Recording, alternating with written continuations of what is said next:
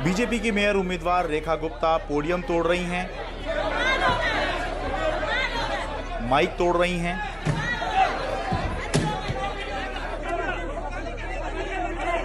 आम आदमी पार्टी के पार्षद देवेंद्र कुमार बीजेपी पार्षद प्रमोद गुप्ता को थप्पड़ मार रहे हैं।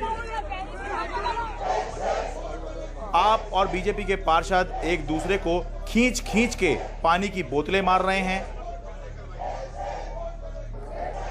इस हमले से बचने के लिए महिला पार्षद टेबल के नीचे छुप रही हैं। सदन के वेल में आकर धक्का मुक्की और नारेबाजी ये तो आम बात रही।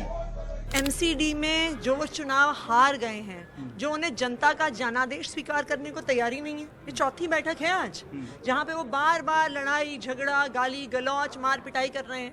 सुप्रीम कोर्ट के आदेश पे आज मेयर डिप्टी मेयर का चुनाव हुआ, पर जैसे ही स्टैंडिंग कमेटी का चुनाव शुरू हुआ, लड़ाई झगड़ा नारेबाजी गाली गलौच। ताड़ी कभी एक हाथ से नहीं बजती है, लेकिन उनके पार्षदों ने आगे शुरुआत की, पहले असभ्य भाषा का प्रयोग किया, फिर गाली गलौज की, उसके बाद तो हद ये हो गई ना, हाथ छोड़ दिया हमारे काउंसलर पे, फिर दोनों में आपस में लड़ाई शुरू हो गई। और मैं बीच बचाव करते हुए उनके हाथ जोड़ रहा कि बस आप झगड़ा ना करें, लेकिन उन लोगों ने एक भी नहीं सुनी।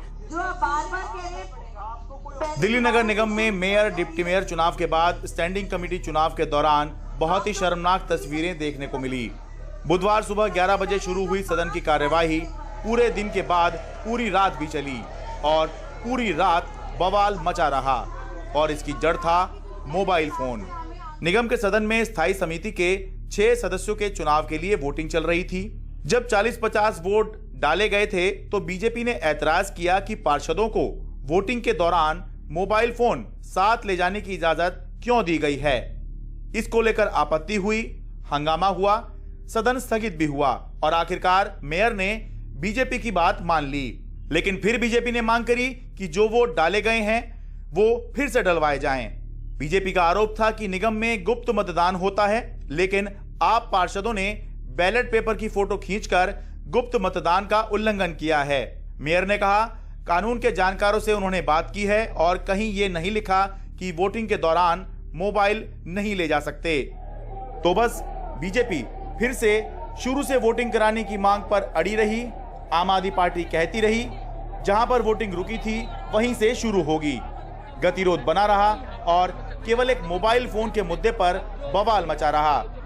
बार बार मुद्दा वो मोबाइल फोन का उठा रहे थे, वो बिल्कुल अवैध था, क्योंकि पहले भी और अभी जैसे संजय भैया ने बोला कि पिछले दिसंबर में जो 2022 में एमसीडी के जो चुनाव हुए थे, तब भी इलेक्शन कमीशन ने कहा था मोबाइल फोन अंदर ले जाना बैन नहीं है, बेशर्ते वो साइलेंट होना चाहिए। जो भाजपा के सदस्य हैं उन्होंने देखा कि ये तो सीक्रेट बैलेट का वॉयलेशन हो रहा है। हाँ। लोग फोटो खींच करके बाहर ला रहे हैं, व्हाट्सएप कर रहे हैं। आतिशी का मोबाइल मंगाइए, व्हाट्सएप किए गए सीक्रेट बैलेट के वोट। वोटर ने वोट डाल के आतिशी को और इनके बड़े नेताओं को स्क्रीनशॉट भेजे हैं, तो वॉयलेशन हो गई। रुके न जो झुके न जो दबे न जो मिटे न जो, हम वो इंकलाब है।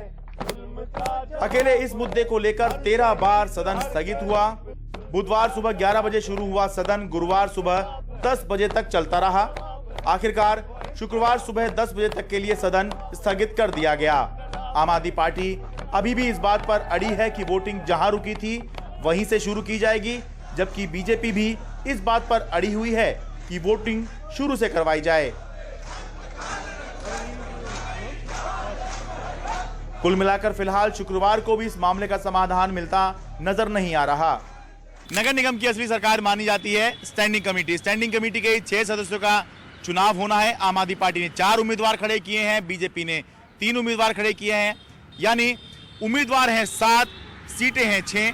मतलब ये कि दोनों पार्टियों में से किसी एक के उम्मीदवार की हार तय है और दोनों में से कोई पार्टी नहीं चाहती कि ये हार उसके उम्मीदवार की हो, इसलिए दोनों तरफ से ताकत पूरी लगी हुई है, गतिरोध बना हुआ है। दिल्ली से मैं शरद शर्मा, एनडीटीवी इंडिया।